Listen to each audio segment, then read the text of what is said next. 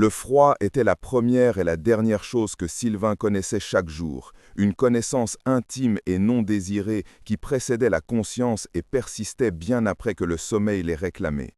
Ce n'était pas une simple absence de chaleur, mais une présence active, une entité prédatrice qui s'infiltrait par les innombrables fentes de sa cabane de fortune, une construction précaire tressée de branches de pin et colmatée avec un mélange de torchis et de mousse séchée qui se fissurait et s'effritait avec chaque gelée.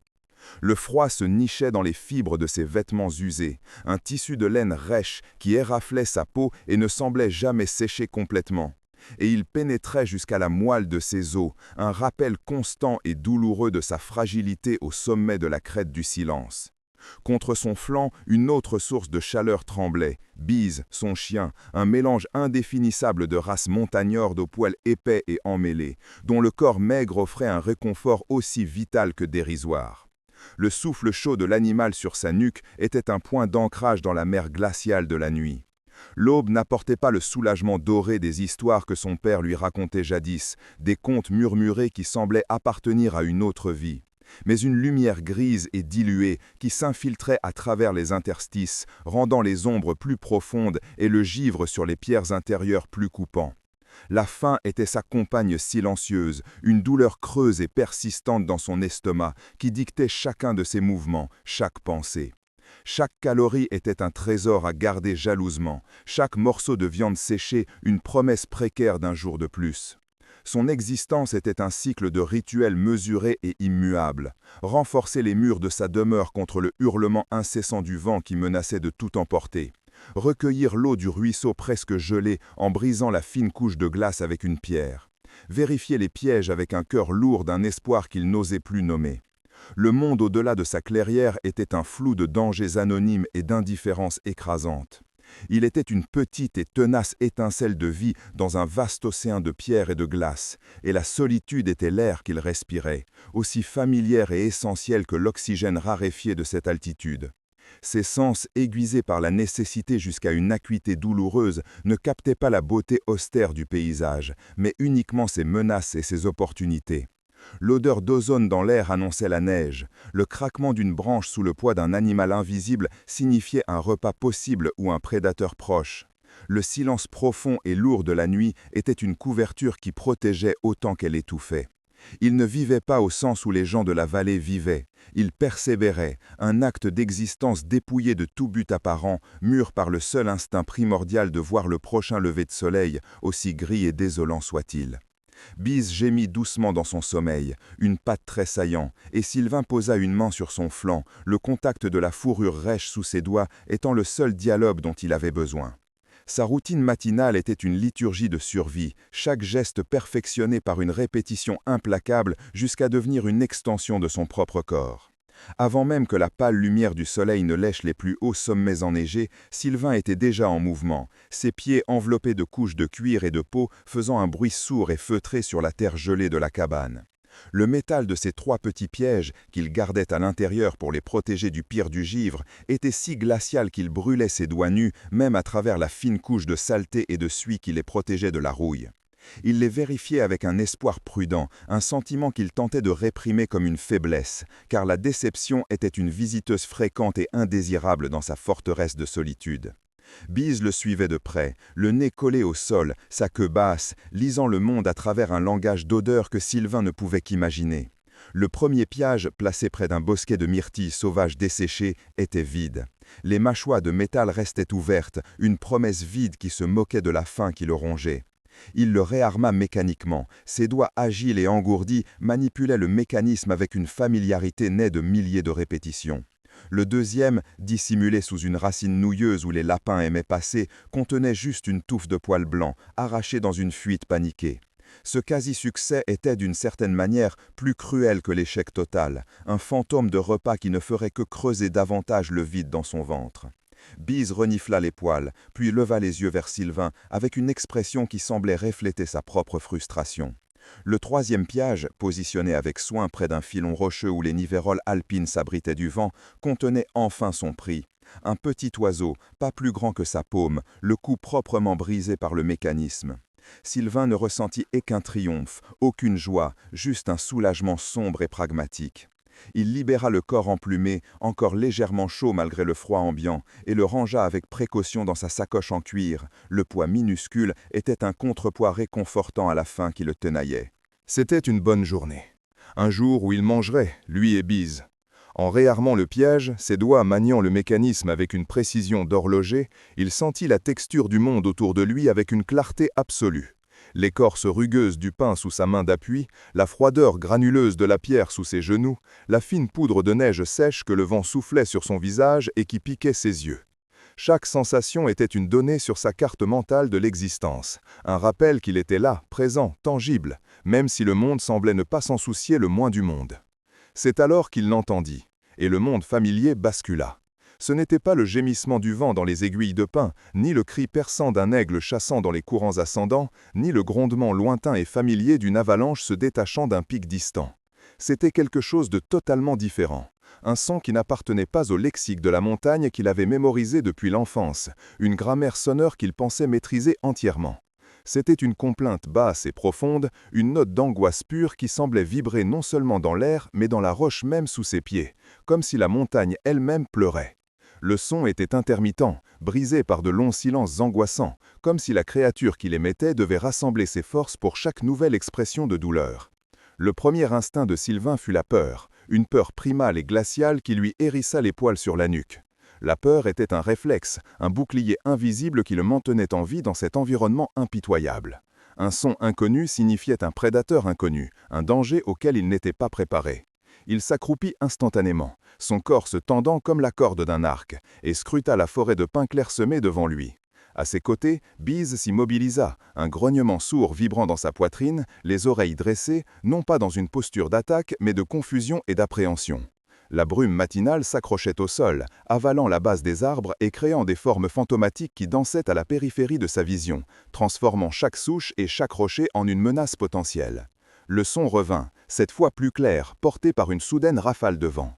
Il y avait en lui une qualité résonante, une profondeur qui suggérait une taille immense, mais aussi une vulnérabilité indubitable, une fragilité qui semblait impossible pour une créature aussi grande. Ce n'était pas le rugissement d'un ours ou le hurlement d'un loup, c'était un son de souffrance, une mélodie de pure misère qui trouva un écho inattendu et troublant dans sa propre poitrine solitaire.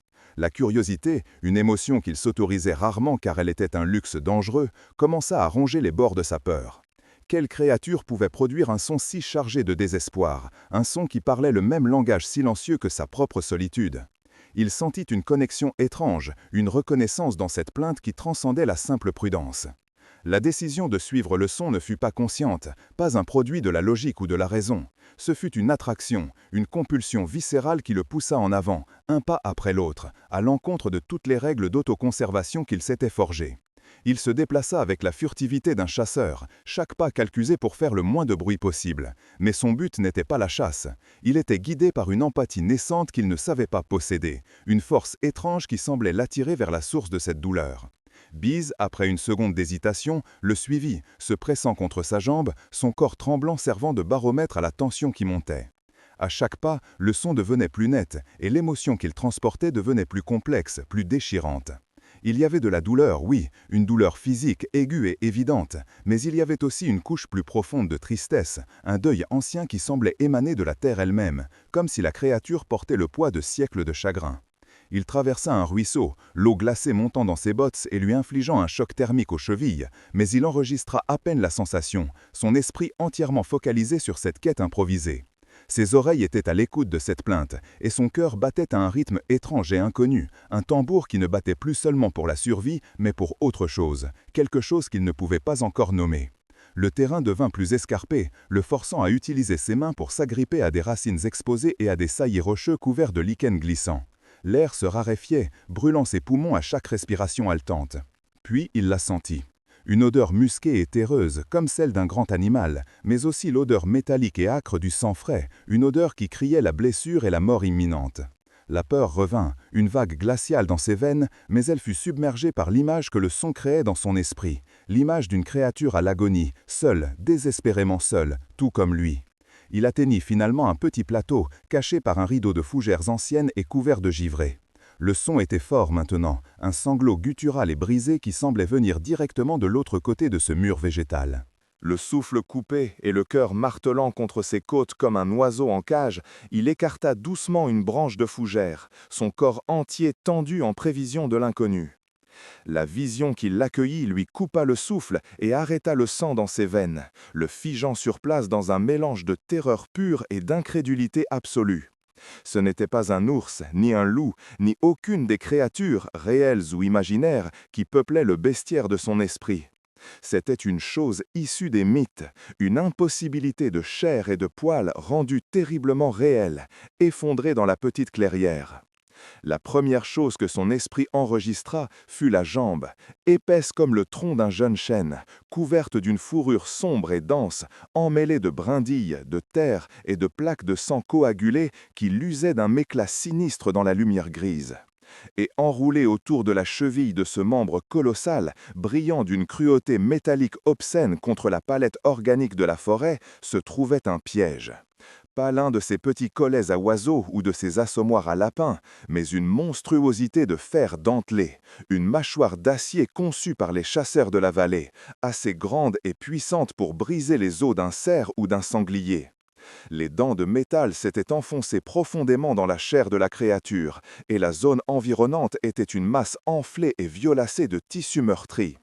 Son regard, comme tiré par une force invisible, remonta le long de la jambe jusqu'à un torse massif, une montagne de muscles puissants recouverte de la même fourrure, affaissée contre la surface froide et moussue d'un énorme rocher qui semblait minuscule en comparaison. L'être était immense, dépassant de loin tout ce qu'il aurait pu concevoir, faisant facilement 3 fois sa taille, avec des bras longs et noueux qui se terminaient par des mains étonnamment semblables aux siennes, avec 5 doigts et des ongles usés, bien que d'une taille qui aurait pu lui broyer le crâne sans effort. Mais ce fut le visage qui fit basculer son monde, qui anéantit la terreur primale pour la remplacer par une vague déferlante et brûlante d'une émotion qu'il reconnut à peine, une compassion si intense qu'elle lui fit mal. Le visage, encadré par une crinière hirsute de poils grisonnants parsemés de quelques feuilles mortes, était ancien, aussi ridé et texturé que l'écorce d'un séquoia millénaire. Et les yeux, depuis profonds et sombres d'obsidienne liquide, ne contenaient aucune malice, aucune fureur prédatrice, aucune menace. Ils contenaient une douleur insondable, une tristesse si vaste et si ancienne qu'elle semblait contenir le chagrin de la montagne elle-même. D'épaisses larmes silencieuses, lourdes comme du mercure, traçaient des sillons propres à travers la crasse de ses joues, tombant une à une sur sa poitrine avec un son doux et étouffé, presque inaudible. La créature ne rugissait pas de rage, elle pleurait, avec la résignation silencieuse et déchirante d'un être qui a accepté sa fin. Le grand et mythique géant des montagnes, la créature des légendes que les chasseurs prétendaient traquer, n'était qu'un prisonnier en pleurs, sanglotant comme un enfant perdu dans l'obscurité. À ses côtés, Bise ne grognait plus. Le chien émit un gémissement bas et plaintif, se pressant contre la jambe de Sylvain, son corps tremblant non pas de peur agressive, mais d'une détresse partagée, comme s'il comprenait intuitivement la profondeur de la tragédie qui se déroulait devant eux. Le dilemme s'abattit sur Sylvain avec la force soudaine et écrasante d'une avalanche, un fracas de pensées contradictoires qui menaçait de le paralyser. Son esprit, un instrument finement aiguisé par des années de survie solitaire, hurlait des ordres, des avertissements et des supplications dans une cacophonie intérieure. Fuis, c'était le premier commandement, le plus ancien, celui qu'il avait maintenu en vie jusqu'à ce jour. Ce piège n'était pas le sien, il portait la marque de fabrique des chasseurs, ces hommes de la vallée qui montent sur ces terres avec leurs fusils bruyants, leur odeur de fumée et leur cruauté désinvolte, traitant la montagne comme un entrepôt à piller. Ils savaient, avec une certitude glaciale, qu'ils reviendront pour vérifier leur prise. Être trouvé ici, à côté de leur trophée, signifierait, dans le meilleur des cas, une raclée brutale et le vol de ses maigres provisions, le laissant face à une mort lente par la faim. Au pire, ce serait une balle, un coup de couteau, une disparition silencieuse que personne ne remarquerait jamais. La logique était un marteau qui frappait contre son crâne. Tourner le dos, effacer cette vision de son esprit, oublier ce qu'il avait vu et se réfugier dans la sécurité relative et anonyme de sa cabane. Survivre, c'était la seule loi. Mais son corps refusait d'obéir. Ses pieds, chaussés de cuir usé, semblaient avoir pris racine dans le sol gelé, soudés à la terre par la force de ce qu'il voyait. Il ne pouvait détacher son regard de ses yeux sombres et larmoyants. Dans cet abîme de douleur, il voyait un reflet déformé mais indubitablement de sa propre solitude, de son propre emprisonnement. Cet être, magnifique et puissant au-delà de l'imagination, était aussi isolé, aussi vulnérable, aussi désespérément seul que lui. Le son de ses pleurs silencieuses était un langage universel qui transcendait la barrière des espèces, une complainte qu'il comprenait au plus profond de son âme. C'était le son de la douleur d'être seul dans un monde hostile et indifférent.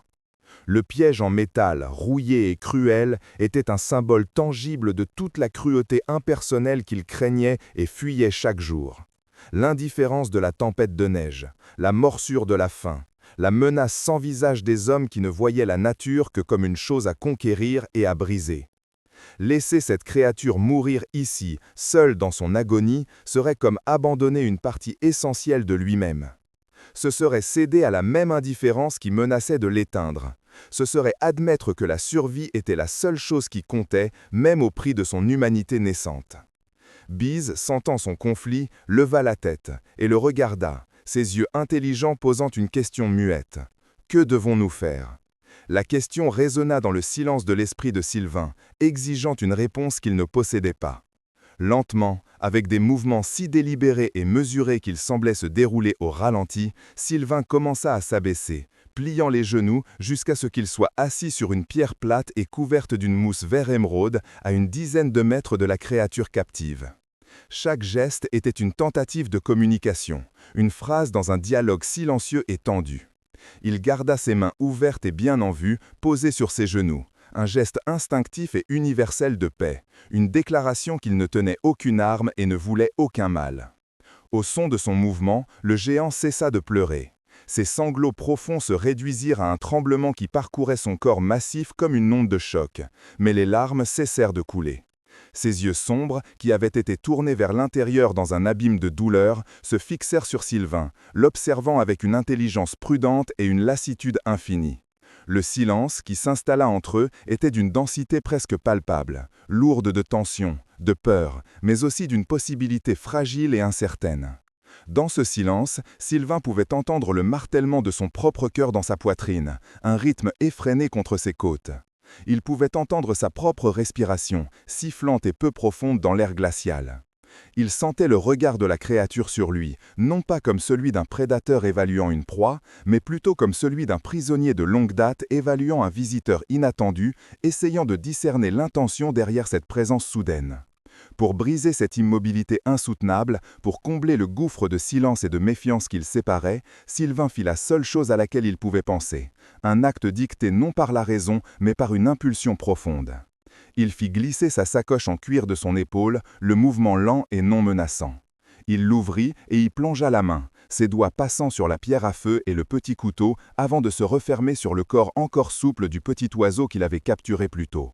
C'était son unique repas de la journée, peut-être des 2 prochains jours. Il le sortit et le tint un instant dans sa paume, sentant le poids minuscule mais vital de ce sacrifice, la promesse de chaleur et d'énergie qu'il était sur le point d'abandonner. Puis, avec un mouvement de bras doux et ample, il le posa délicatement sur une tache de mousse à mi-chemin entre eux. Une offrande. Un signe qu'il n'était pas là pour prendre, comme les chasseurs, mais peut-être pour donner. Le geste était minuscule, presque insignifiant face à l'ampleur de la souffrance de la créature, mais c'était tout ce qu'il avait à offrir. C'était un aveu de sa propre pauvreté, et simultanément une déclaration de son intention, un pont fragile jeté à travers le vide de leur solitude mutuelle.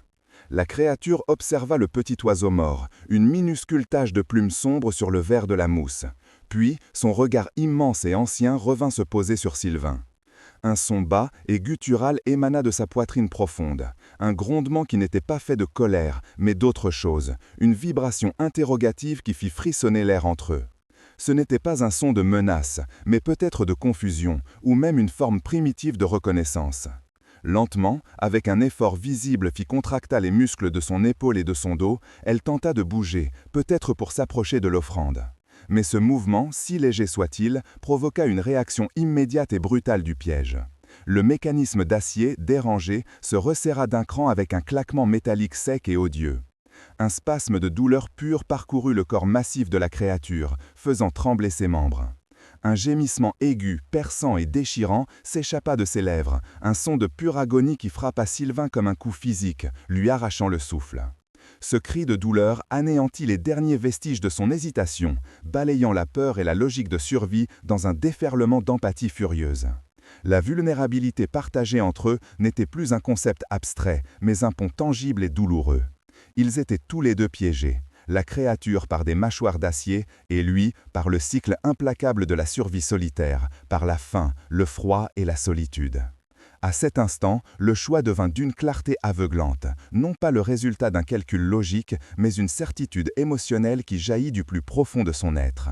Aider n'était plus une option à considérer. C'était une nécessité impérieuse, un commandement moral qui éclipsait tous les autres. Il ne pouvait peut-être pas réparer sa propre solitude, mais il pouvait soulager celle d'un autre être. Et dans cet acte, peut-être, juste peut-être, trouverait-il quelque chose de plus précieux que ce que la simple survie pourrait jamais lui offrir. Sa décision prise, il plongea de nouveau la main dans sa sacoche, ses doigts passant sur le cuir usé et familier jusqu'à ce qu'il se referma sur l'objet le plus lourd et le plus précieux qu'il possédait. C'était une petite lime en métal, son manche en bois poli par des années d'usage, le seul outil qu'il avait hérité de son père. C'était l'instrument de sa persévérance, ce qu'il utilisait pour affûter son couteau, pour réparer ses propres pièges, pour façonner le bois. C'était essentiel à sa vie. Il la serra, le métal froid pesant dans sa paume, une encre de réalité dans la folie de la situation. Elle était désespérément inadaptée à la tâche, mais c'était tout ce qu'il avait. La lime à la main, il se leva lentement, son cœur battant une marche à la fois funèbre et pleine d'espoir, et fit le premier pas en avant, vers le géant emprisonné et le destin incertain qui l'attendait.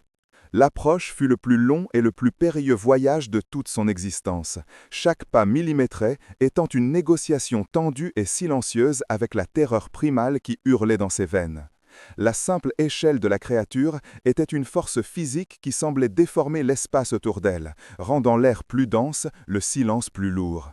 En se rapprochant, il fut enveloppé par son aura, une émanation complexe de chaleur corporelle intense, une odeur musquée de fourrure humide, de terre forestière profonde et de l'odeur cuivrée et piquante du sang frais qui lui donnait la nausée.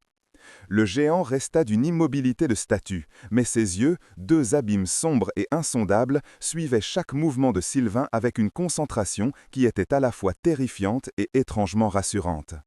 Sylvain sentait ce regard non pas comme une menace, mais comme une évaluation, une pesée de son âme. Il pouvait voir les minuscules tressaillements des muscles massifs sous la peau de la créature, un témoignage vibrant de la douleur qu'elle endurait et de l'effort monumental qu'elle déployait pour rester calme, pour accorder une chance à cette minuscule et fragile créature qui osait s'approcher. Par instinct, Sylvain évita de croiser directement son regard, craignant que la connexion ne soit trop intense, trop révélatrice, et qu'elle ne brise sa propre résolution fragile. Il concentra plutôt toute son attention sur l'objet de leur misère commune, le piège. De près, c'était encore plus obscène, une construction brutale de fer rouillé et souillé de sang séché. Les engrenages et le puissant ressort de tension, conçus avec une ingéniosité cruelle, semblaient être une extension maligne de la volonté des hommes qui l'avaient posée. S'agenouillant sur la terre froide et humide, le contact glacial s'infiltrant à travers le cuir usé de son pantalon, il se positionna à une distance qu'il jugeait respectueuse mais suffisamment proche pour travailler. Il leva la petite lime en métal, la présentant à la créature dans sa paume ouverte, espérant que le geste simple serait compris comme une offre d'aide, un outil de libération et non une arme d'agression. Un souffle chaud et humide, le soupir profond et las du géant, caressa ses cheveux et la peau de sa nuque. Ce souffle portait en lui une odeur de feuilles en décomposition et de chagrin ancien. Sylvain l'interpréta comme une permission, une acceptation résignée. Ses mains tremblaient de manière incontrôlable lorsqu'il tendit le bras et toucha pour la première fois la surface glaciale du piège. Au contact, la créature tressaillit violemment, un spasme parcourant son corps immense, mais elle ne recula pas, ne fit aucun geste hostile. La confiance, une chose aussi fragile et précieuse qu'une toile d'araignée couverte de rosée à l'aube, venait d'être établie dans le silence de la clairière. Avec une inspiration saccadée qui brûla ses poumons, il se mit au travail. Le son de la lime contre l'acier trempé était une profanation, un cri aigu et dissonant qui déchira le silence sacré de la forêt et fit grincer les dents. C'était un son qui n'avait pas sa place ici, un bruit de violence mécanique dans un monde de murmures organiques. Le travail était d'une lenteur exaspérante, une torture de frustration et d'effort. La lime, son plus précieux outil, semblait dérisoire et impuissante face à la tâche. Le maillon de la chaîne qui relia le piège à un piquet de fer défoncé dans le sol était épais, forgé pour résister à la force paniquée d'un grand animal. Pour chaque minuscule particule de métal qu'il parvenait à arracher, créant une fine poussière argentée qui tombait sur la mousse, des dizaines de mouvements de va-et-vient étaient nécessaires, chacun exigeant une concentration et une force qu'il sentait s'épuiser. Bientôt, ses bras devinrent lourds comme du plomb, les muscles de ses épaules et de son dos s'enflammèrent d'une douleur brûlante et lancinante. Le froid mordant de la montagne s'infiltrait plus profondément dans ses os, ses doigts s'engourdissaient jusqu'à perdre toute sensation, menaçant de lui faire lâcher l'outil, mais il persistait, animé par une volonté qui n'était plus tout à fait la sienne. Il entra dans un état de concentration presque méditatif, le monde extérieur s'effaçant jusqu'à ce qu'il ne reste plus que cette petite zone de friction, l'odeur âcre de métal chauffé qui montait à ses narines et le son rythmique et rauque de son labeur. La créature, son partenaire silencieux dans cette épreuve, observait chaque mouvement. Sa respiration, profonde et régulière comme la marée d'un océan souterrain, devint un métronome pour les efforts de Sylvain, un rappel constant de la vie qui dépendait de sa persévérance. De temps à autre, un frisson de douleur parcourait le corps du géant lorsque les vibrations de la lime se propageaient le long de la chaîne jusqu'à sa blessure, et un faible gémissement, un son de pure misère, s'échappait de ses lèvres. Mais il restait stoïquement immobile, supportant l'agonie avec une patience millénaire. Sylvain sentait le regard du géant sur lui, une présence constante et pesante, qui n'était plus menaçante, mais qui semblait plutôt lui prêter de la force, partager le fardeau de la tâche. Le temps perdit toute signification. Le soleil gris et aqueux se déplaçait imperceptiblement dans le ciel, projetant des ombres changeantes à travers les arbres, mais Sylvain ne le remarqua pas. Sa réalité s'était contractée en un seul point. La résistance obstinée de l'acier, la douleur exquise dans ses propres muscles et la respiration lourde et souffrante de l'être qu'il était déterminé à sauver, quel qu'en soit le prix. Soudain, un son étrange brisa sa concentration et fit geler de sang dans ses veines. Des voix, lointaines, étouffées par la distance et les arbres, mais sans équivoque. C'étaient des voix humaines, portées par les courants d'air imprévisibles venant de la vallée. Les chasseurs. Une panique primale, froide et aiguë comme un éclat de glace, s'empara de Sylvain, le secouant jusqu'au plus profond de son être. Il revenait pour leur prise. Son instinct, affûté par des années de solitude et de danger, lui hurla l'ordre le plus fondamental. « Fuis, cache-toi, abandonne cette tâche folle et impossible et sauve ta propre vie. » Il jeta un regard désespéré au maillon de la chaîne. Il avait progressé. Un sillon argenté et brillant marquait maintenant le métal sombre, une preuve tangible de son effort. Mais il était encore loin, si loin de se rompre. Il leva les yeux vers le visage de la créature. Les grands yeux sombres du géant ne montraient aucune peur pour lui-même, mais une urgence désespérée, une supplique silencieuse et déchirante qui transperça le cœur de Sylvain. À cet instant précis, un changement fondamental s'opéra en lui. La peur qu'il éprouvait pour sa propre survie fut éclipsée, submergée par une peur bien plus grande et plus féroce pour la créature. L'idée de l'abandonner ici, blessé, à moitié libéré et totalement sans défense, pour être trouvé par les hommes qui lui avaient infligé cette torture, était une abomination, une pensée si insupportable qu'elle le remplit d'une fureur protectrice qu'il n'avait jamais ressentie de sa vie. C'était une rage pure et froide, dirigée non pas contre une menace immédiate, mais contre la cruauté du monde. Une vague d'adrénaline parcourut son corps, balayant la fatigue et la douleur, les remplaçant par une force nouvelle et inattendue. Il redoubla d'efforts, ses mouvements devenant plus rapides, plus sauvages, presque frénétiques, poussés par le désespoir et l'amour naissant pour cet être ancien. Le son de la lime devint un vrombissement strident, une plainte métallique contre le temps qui s'écoulait. Les voix se rapprochèrent, plus claires maintenant. Il pouvait distinguer des bribes de mots, et pire encore, des éclats de rire cruels et vantards qui semblaient souiller l'air même de la montagne. La sueur coula sur son front, piquant ses yeux, se mêlant à la saleté et à la crasse sur son visage, et ses poumons brûlaient à chaque respiration haletante et sifflante. Le monde entier, avec ses montagnes, ses forêts et ses cieux, s'était contracté en un seul point de focalisation intense, ce maillon de métal maudit qui refusait de céder. Avec un cri rauque d'effort qu'il ne se rendit même pas compte d'avoir poussé, un son qui semblait arraché à ses entrailles, il mit tout son poids, toute sa force et toute sa volonté désespérée dans un dernier mouvement de torsion. Il y eut un son sec et brutal, un craque métallique qui résonna dans la clairière avec la finalité d'un coup de feu, un son plus fort et plus définitif que tous les bruits qu'il avait produits jusqu'alors. Le maillon se brisa.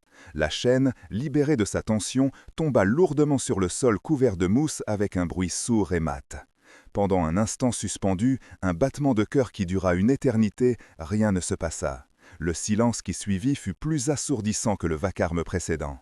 Puis, lentement, avec un gémissement profond qui était un mélange de douleur atroce et de soulagement infini, la créature retira avec précaution sa jambe mutilée des mâchoires maintenant inertes du piège. La libération fut un anticlimax, un événement silencieux, dénudé de tout drame extérieur, mais qui fit trembler les fondations du monde de Sylvain. L'adrénaline l'abandonna d'un coup, et il tomba en arrière, s'asseyant lourdement sur le sol, le corps vidé de toute force, la lime glissant de ses doigts engourdis et insensibles. Il regarda ses mains, elles étaient à vif, éraflées, les jointures saignant là où il s'était cogné contre le métal. Il regarda le piège brisé, un monument grotesque à son obstination. Et puis, il leva les yeux. La créature, maintenant libre de ses entraves, se redressait lentement, se déployant jusqu'à atteindre sa hauteur totale, une hauteur imposante et inimaginable qui semblait toucher la cime des plus hauts pins. Son ombre immense s'abattit sur Sylvain, l'engloutissant dans une obscurité soudaine et complète, effaçant la lumière grise du jour. La peur, qui avait été tenue à distance par l'urgence de la tâche, revint en force, une vague glaciale qui lui coupa le souffle. Il était désarmé, épuisé, complètement vulnérable aux pieds d'un être au pouvoir mythique qu'il venait de déchaîner. Le géant baissa les yeux vers lui, son visage ancien et ridé, une masse de traits indéchiffrables dans la pénombre qu'il avait lui-même créée, et Sylvain sentit son cœur s'arrêter dans sa poitrine. L'instant s'étira, une note tenue à l'extrême limite de la tension, fine et vibrante comme la corde d'un arc bandé. Sylvain, le corps vidé de toute force, le souffle court et saccadé, resta figé sur le sol humide et froid, attendant l'inévitable. Il avait libéré une force de la nature, une créature des mythes, et maintenant, épuisé et désarmé, il était entièrement à sa merci. L'ombre colossale du géant l'enveloppait complètement, un linceul d'obscurité qui effaçait le monde, ne laissant que la certitude glaciale de sa propre fin imminente. Il ferma les yeux, une image fugace de la chaleur d'un feu de camp, un souvenir fantomatique de son père, traversant son esprit comme une étoile filante dans un ciel sans lune. Il attendit le coup, l'impact écrasant qui mettrait un terme à sa lutte solitaire. Mais le coup ne vint pas. Au lieu de la violence attendue, un son profond et doux, semblable au frottement de deux rochers moussus, troubla le silence. Sylvain osa ouvrir les yeux. La montagne de chair et de poils bougeait, mais pas avec la rapidité féroce d'un prédateur. Avec une grâce surprenante et lente, presque cérémonielle, le géant plia ses genoux massifs, un genou après l'autre, abaissant son corps immense jusqu'à ce que son visage ancien et ridé soit au même niveau que celui du garçon. La proximité était terrifiante et sublime. Sylvain pouvait voir chaque détail de ce visage, qui semblait avoir été sculpté par les glaciers et les vents de 1000 hivers. Les crevasses profondes qui sillonnaient sa peau, semblables à des lits de rivières asséchées. La mousse et le lichen qui s'accrochaient à sa crinière hirsute, et les yeux, deux bassins d'obsidienne liquide qui ne contenaient plus de douleur, mais une profondeur de sagesse et une émotion qu'il ne pouvait nommer. Puis, la créature tendit une de ses mains énormes, une main assez grande pour contenir le corps entier de Sylvain. Mais elle n'était pas fermée en un point menaçant. La paume était ouverte, tournée vers le ciel, un geste d'offrande, une invitation. La main elle-même était une carte topographique d'une vie inimaginablement longue, les lignes de vie profondes comme des canyons, la peau calleuse ayant la texture du cuir ancien et de l'écorce d'un séquoia. Hésitant, sentant chaque muscle de son corps trembler de fatigue et d'appréhension, Sylvain leva sa propre main, petite, sale et ensanglantée par le travail sur le métal, et la posa délicatement au centre de cette vaste paume. Le contact fut un choc, non pas de douleur, mais d'énergie pure. La peau du géant était chaude, d'une chaleur profonde et tellurique, comme celle d'une pierre qui a absorbé le soleil pendant un siècle. Mais ce qui s'écoula de cet être vers Sylvain n'était pas seulement de la chaleur physique. Ce fut une vague silencieuse et déferlante de compréhension, une communication sans mots ni sons qui inonda son esprit. Il sentit la gratitude du géant, une émotion si pure, si puissante et si écrasante qu'elle lui arracha un sanglot et fit monter des larmes brûlantes à ses yeux. Il sentit la douleur lancinante, une agonie aiguë qui se mêlait à une tristesse plus ancienne, plus profonde, le deuil d'une solitude millénaire, le deuil d'une espèce chassée et incomprise. Et, le plus stupéfiant de tout, il sentit la créature reconnaître sa propre solitude, sa propre lutte désespérée pour la survie, et y répondre avec une compassion en miroir, une reconnaissance silencieuse qui disait « Je te vois, je sais ». À cet instant, la peur se dissipa complètement, remplacée par une connexion si profonde qu'elle semblait souder leurs deux âmes solitaires.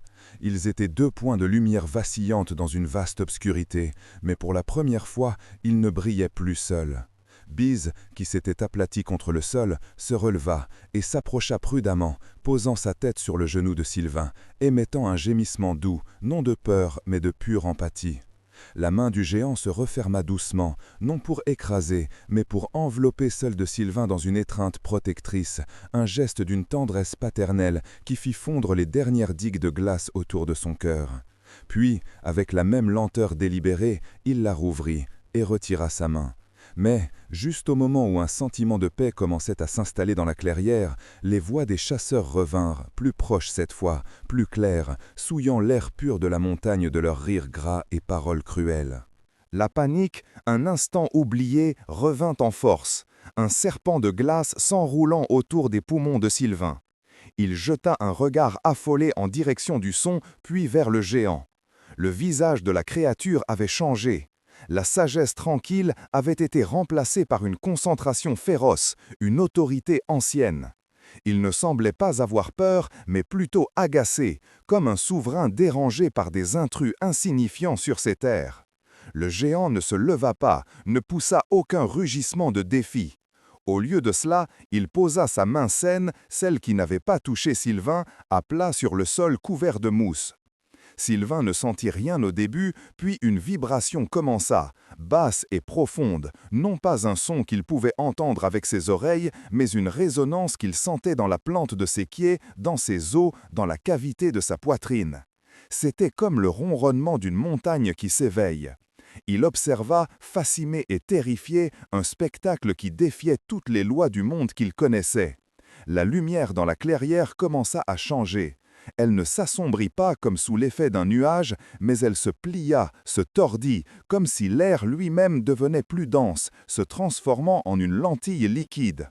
Les bords de la clairière devinrent flous, les troncs des pins semblant onduler et se dissoudre dans une brume qui n'était pas de l'eau, mais une sorte de distorsion visuelle.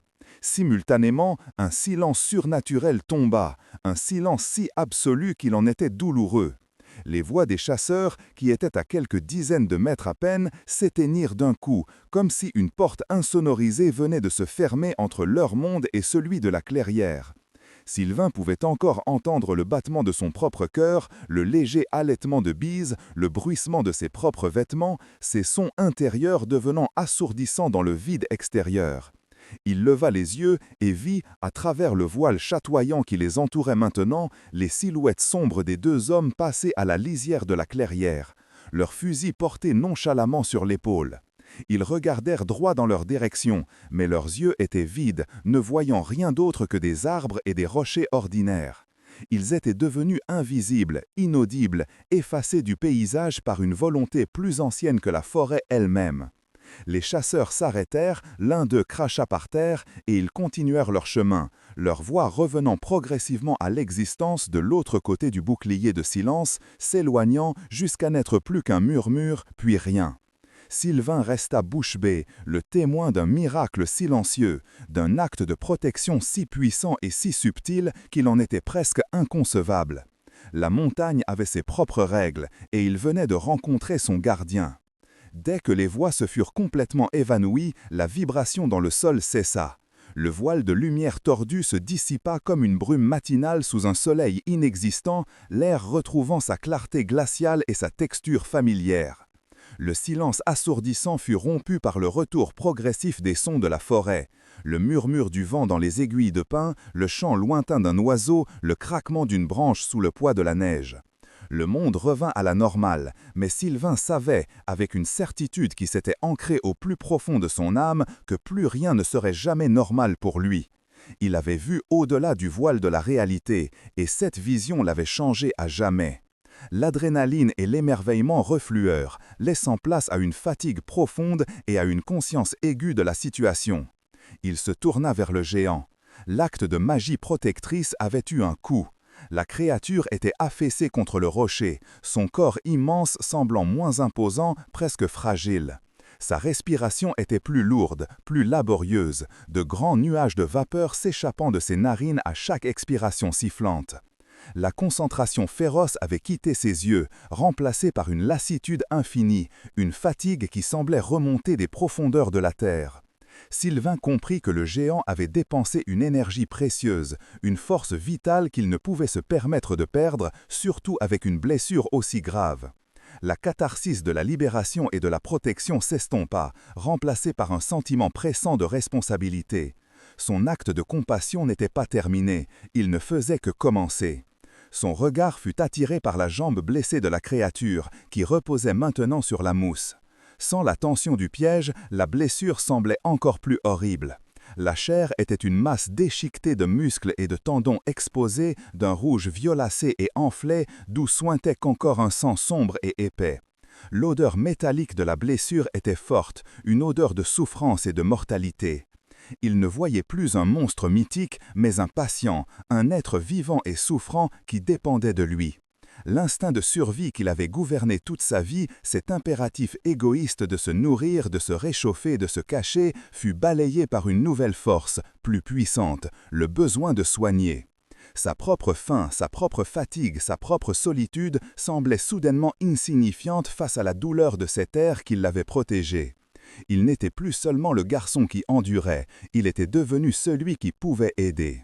Son esprit, autrefois une carte de menaces et de ressources pour lui-même, commença à scanner la clairière avec un nouvel objectif, cherchant non pas un abri ou de la nourriture, mais un remède, une solution, un moyen de soulager cette agonie.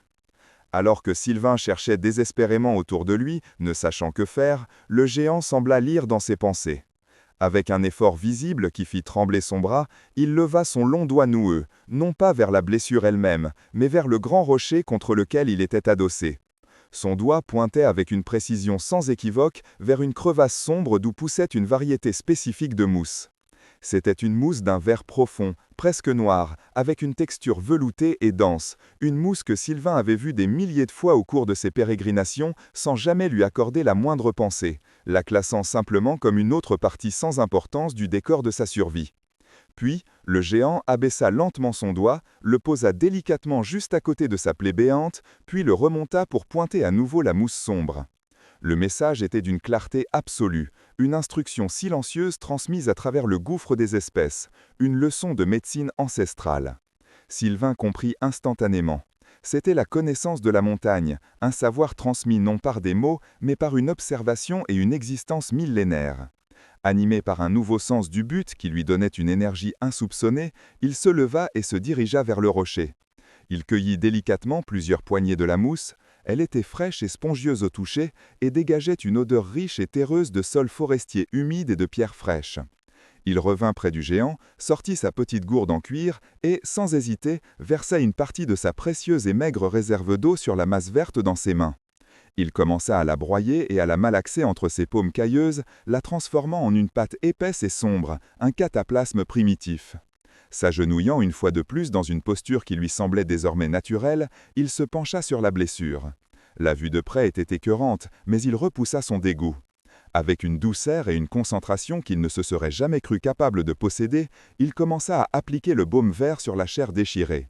Le géant tressaillit violemment au premier contact, un grognement de douleur sourd et profond vibrant dans sa poitrine, faisant trembler le sol sous les genoux de Sylvain. Mais le garçon ne s'arrêta pas, continua à étaler la pâte avec des gestes apaisants. Puis, un changement remarquable se produisit.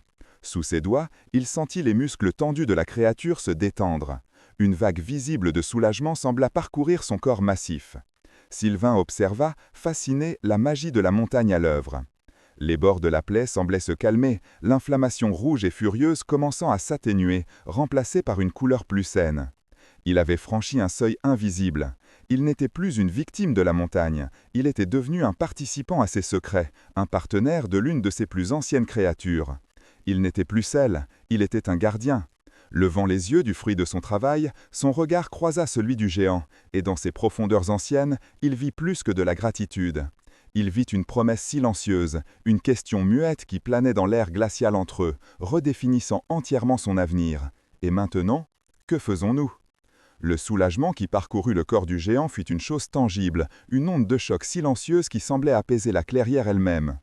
Un long soupir, profond comme le souffle d'une caverne, s'échappa de sa poitrine, et pour la première fois, une expression autre que la douleur ou la lassitude adoucit ses traits anciens. C'était une paix profonde, une gratitude qui n'avait pas besoin de mots. Avec une lenteur infinie, la créature se mit sur sa jambe valide. Utilisant le rocher comme appui, son membre blessé toucha à peine le sol. Puis, elle se tourna, non pas vers Sylvain, mais vers un sentier invisible menant plus haut dans la montagne, vers des pics que le garçon n'avait jamais osé approcher. Un dernier regard par-dessus son épaule fut la seule réponse à la question silencieuse. Ce n'était pas une fin, c'était une invitation. Sylvain jeta un dernier regard en arrière, vers la direction de sa cabane, ce nid de branches et de solitude qui avait constitué tout son univers. Il ne ressentit aucune nostalgie, aucun regret, seulement la sensation étrange et légère de chaînes invisibles qui tombaient de ses épaules. Cette vie de survie, ce cycle de faim et de froid, était terminé. Il n'abandonnait pas un foyer, il s'échappait d'une prison. À ses côtés, Bise, sentant le changement dans l'air, le changement en lui, gémit doucement d'excitation, sa queue battant un rythme joyeux contre sa jambe. Le chien leva les yeux vers lui, puis vers la silhouette massive qui attendait patiemment, et son regard disait tout. Nous sommes prêts. Avec une inspiration qui semblait être la première de sa nouvelle vie, Sylvain fit un pas en avant, laissant son passé s'effacer dans la brume. Ils se mirent en marche, une compagnie improbable de 3 âmes naviguant sur les pentes silencieuses de la montagne. Le géant ouvrait la voie.